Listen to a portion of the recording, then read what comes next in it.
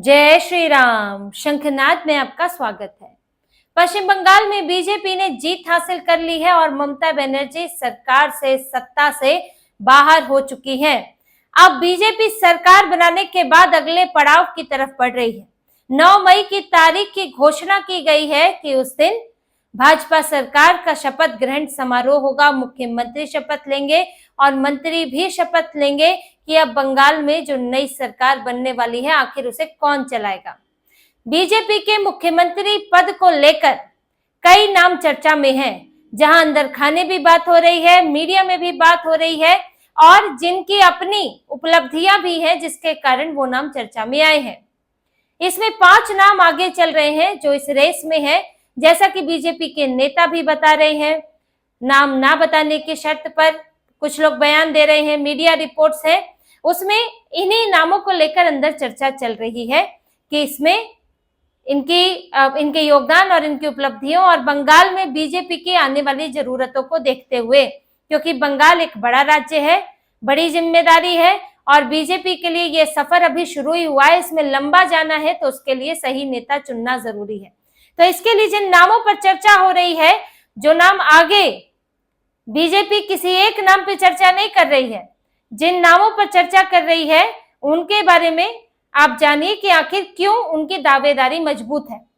इसमें सबसे पहले शुवेंदु अधिकारी के नाम को बीजेपी किसी भी तरह से नजरअंदाज नहीं कर सकती, उनकी बहुत बड़ी दावेदारी मानी जा रही है। शुवेंदु अधिकारी 2 बार ममता बनर्जी को हरा चुके हैं।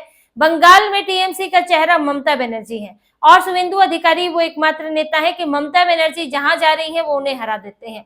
नंदीग्राम में हराया, उसके बाद भवानीपुर में हराया और छोटी मोटी हार नहीं थी, इस बार तो 15,000 वोटों से ममता बनर्जी हारी है। तो शुवेंदु अधिकारी की ये जीत उन्हें और मजबूत दावेदार बनाती है।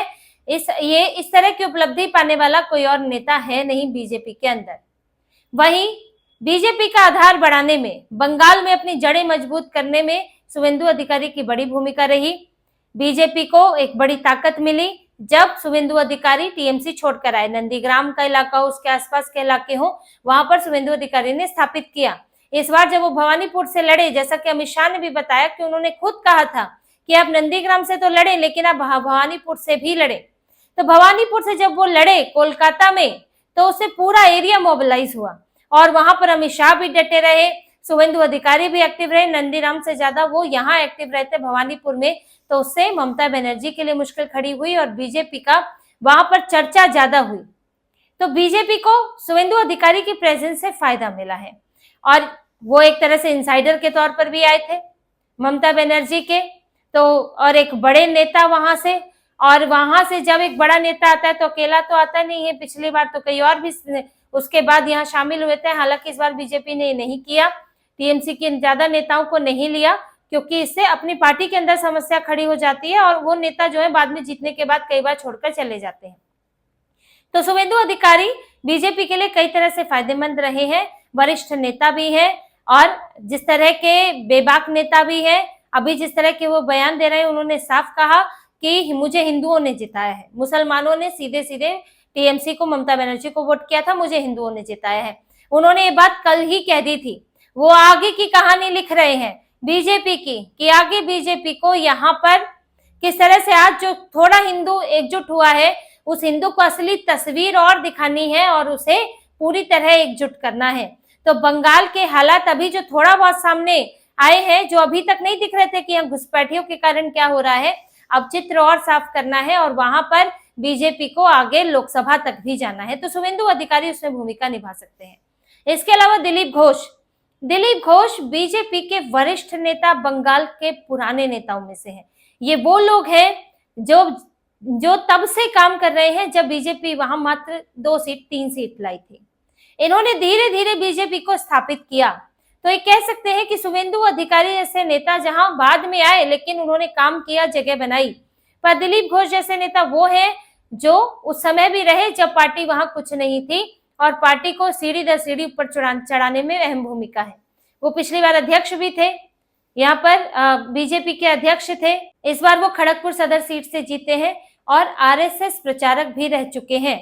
ये एक अहम बात हो जाती है किसी की भी अगर हम कहें कि चुने जाने के लिए, तो आरएसएस से जुड़ा रहना ये उसके लिए एक प्लस पॉइंट बन जाता है। तो दिलीप घोष एक वरिष्ठ नेता के तौर पर एक चेहरा है वो बीजेपी का वहां पर, तो उनका नाम भी चर्चा में चल रहा है। शमीक भट्टाचार्य जो कि वर्तमान अध्यक्ष है, और उनकी अध्यक्षता में बीजेपी ने आज ही जीत हासिल की है। इस उपलब्धि को भी नकारा नहीं जा सकता, क्योंकि बिना अध्यक्ष की मेहनत के, बिना अध्यक्ष के इन्वॉल्वमेंट के आप कहें कि पार्टी जो है जीत गई, ये बड़ा मुश्किल होता है। तो अध्यक्ष के ऊपर उस पूरे राज्य में कमान होती है पार्टी की। और शमीक भट्टाचार्य के बारे में ये कहा जा रहा है कि उन्होंने इस बार पार्टी को बहुत ही बेहतर तरीके से संभाला है और जीत के लिए पूरी तरह कंट्रोल बनाए रखा है। वो एक शिक्षित मध्यम वर्गीय परिवार से आते हैं और एक ऐसे नेता के तौर पर है जिनसे आम लोग जुड़ाव महसूस कर सकते हैं। तो इनका भी नाम चर्चा में है, शमीक भट्टाचार्य का, क्योंकि उनकी इस जीत में अहम भूमिका रही है। अब इसके अलावा अग्निमित्रा पॉल जो कि आसनसोल दक्षिण सीट से जीती हैं, और सबसे पहले तो खबरों में उनका ही नाम आया था कि आगे चल रही हैं। अग्निमित्रा पॉल जो है वो बड़ी बेबाक नेता मानी जाती है। उनके बयान भी बड़े तीखे होते हैं, बड़ी एक्टिव है और महिला मोर्चा भी संभाल चुकी है। तो अगर महिला चेहरे की बात आती है कि बंगाल में अगर एक ये फैक्टर भी होता है कि महिला को बनाए या पुरुष को बनाए, तो उसमें अग्निमित्रा पॉल का नाम आगे चल रहा है, क्योंकि पार्टी का जाना माना चेहरा भी है और बहुत सक्रिय सदस्य के तौर पर वो जानी जाती है। और बीजेपी को जन जन तक पहुंचाने में, मीडिया तक बात पहुंचाना हो, लोगों तक बात पहुंचाना हो, ये उन जैसा नेता जो है वो ये बेहतर कर पाता है। तो अग्निमित्रा पॉल जो है वो अक्सर चर्चित रहती है। बीजेपी के बंगाल के नेताओं में उनका नाम अलग से जरूर आता है। सुकांत मजूमदार वैसे तो सांसद हैं, 2 बार सांसद रह चुके हैं, शिक्षा मंत्रालय में केंद्रीय राज्य मंत्री है और केंद्र नेताओं के करीबी भी माने जाते हैं। सुकांत मजूमदार भले ही सांसद हैं, उनका सीधा यहाँ पर इन्वॉल्वमेंट नहीं है, लेकिन फिर भी बंगाल में वो एक बड़ा चेहरा है और इस चुनाव में भी उन्होंने अहम भूमिका निभाई है। तो ऐसे चेहरे देखिए, सिर्फ मुख्यमंत्री आप किसी को भी उठाकर नहीं बना सकते हैं कि जिनको चर्चित ना हो, नाम ना हो, तो उसमें थोड़ी मुश्किल आती है। लेकिन ये जो चेहरे हैं इन्हें लोग जानते भी हैं, इनको लोग मीडिया में भी जानते हैं, यानी कि मीडिया के जरिए भी चर्चित रहते हैं और अपनी उस छवि के लिए भी जाने जाते हैं, अनुभव के लिए भी, और एक तेज तर्रार छवि के लिए भी जाने जाते हैं। इनके अलावा जो नाम चल रहे हैं, रूपा गांगुली का नाम है, इसमें उत्पल महाराज का नाम भी कहीं से आ जाता है। तो कुछ एक नाम है जो और भी है, लेकिन उनकी चर्चा बहुत ज्यादा राजनीतिक गलियारों में नहीं है। राजनीतिक गलियारों में जो चर्चा है वो ये है, हालांकि बीजेपी के पास इतने बड़े नेता हैं इस बार कि थोड़ा मुश्किल हो सकता है चुनना, पर एक चीज जो है इस बार बीजेपी के पक्ष में ये जाती है कि इसके पास 206 सीटें हैं, प्रचंड बहुमत है। बहुमत जहां 147-48 का है, वहां बीजेपी 206 सीटों के साथ इस वक्त विधानसभा में है। तो अगर आप किसी को मुख्यमंत्री बनाते हैं तो ऐसे में विरोधी आवाजें उठना बड़ा मुश्किल होता है। जब सीटें कम होती हैं तब उसमें कोई विरोधी स्वर उठ जाते हैं कि आप बॉर्डर लाइन पर अगर है, 10-12 का अंतर है जीत के में, जैसे आप 147-160 है, तो ऐसे में कोई नेता, बड़ा नेता बिदक जाए तो वो अपने साथ कुछ विधायक लेकर जा सकता है और ममता बनर्जी तो खुली बाहों से उनकी पार्टी जो है स्वीकार कर लेगी। तो इस ऐसे में थोड़ी दिक्कत होती है, आपको मनाना पड़ता है या फिर कुछ मामलों में आपको समझौता भी करना पड़ता है। लेकिन ये बीजेपी के पास इस वक्त ये है कि 206 सीटें हैं, तो कोई नेता अगर नाराज भी हो गया तो वो कितना अलग होने की सोच लेगा, कितने विधायक लेकर चला जाएगा। तो ऐसे में एक सहमति बनाने की कोशिश तो होगी, हालांकि ऐसा नहीं है कि फैसला थोप दिया जाएगा, सहमति बनाने की कोशिश होगी। बीजेपी अपने नेताओं से बात करेगी और उसके बाद ये जरूर है कि अगर एक के नाम आगे कर दिया, एक के नाम की घोषणा कर दी, तो बाकियों के लिए सवाल उठाना मुश्किल होगा इसमें। अब जैसे हमने मध्य प्रदेश, राजस्थान में देखा, राजस्थान में भजन लाल आए और मध्य प्रदेश में आए मोहन यादव, ऐसे नेता थे जिनके बारे में ज्यादा चर्चाएं नहीं थी, जो बहुत लो प्रोफाइल थे और खासतौर पर संगठन से जुड़े हुए थे। तो लेकिन उनको उठाकर मुख्यमंत्री बनाया, जिससे कुछ में नाराजगी तो हुई है, ये तो स्वाभाविक है, सबको अपनी उम्मीद लगती है कि हमें बनाएंगे, लेकिन वहां पर भी इतनी सीटें हैं कि कोई अब बगावत करके क्या करेगा।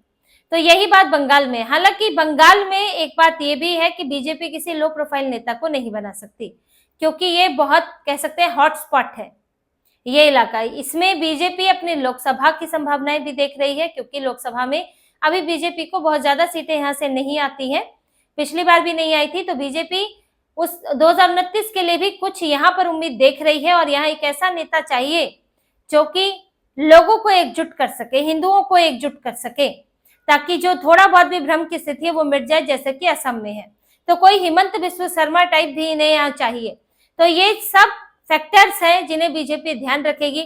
बंगाली नेता तो होगा ही होगा, इसमें तो कोई दो राय नहीं है, लेकिन उसमें भी कोई चर्चित चेहरा हो, अनुभवी चेहरा हो, जिसकी ज्यादा से ज्यादा सहमति हो, और जो 2029 का लक्ष्य पूरा कर सके। ये सारी चीजों को ध्यान देते हुए बीजेपी यहाँ मुख्यमंत्री उम्मीदवार बनाने वाली है। 9 तारीख को शपथ होगी, लेकिन घोषणा जो है वो कुछ दिनों में हो जाएगी। मंथन शुरू हो चुका है और सब अपनी अपनी दावेदारी जो है बैकडोर से पेश कर ही रहे हैं। लेकिन अब किन चीजों को ध्यान में रखकर और किसको बीजेपी किस पर दाव लगाती है, किसे मुख्यमंत्री बनाती है, तो आने वाले वक्त में पता चलेगा।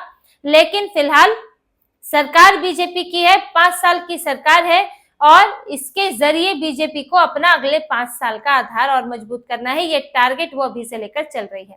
तो इसी तरह की और खबरें और विश्लेषण आपके लिए लाते रहेंगे। हमसे जुड़े रहिए, सब्सक्राइब कीजिए, कमेंट कीजिए। बहुत बहुत धन्यवाद। जय श्री राम।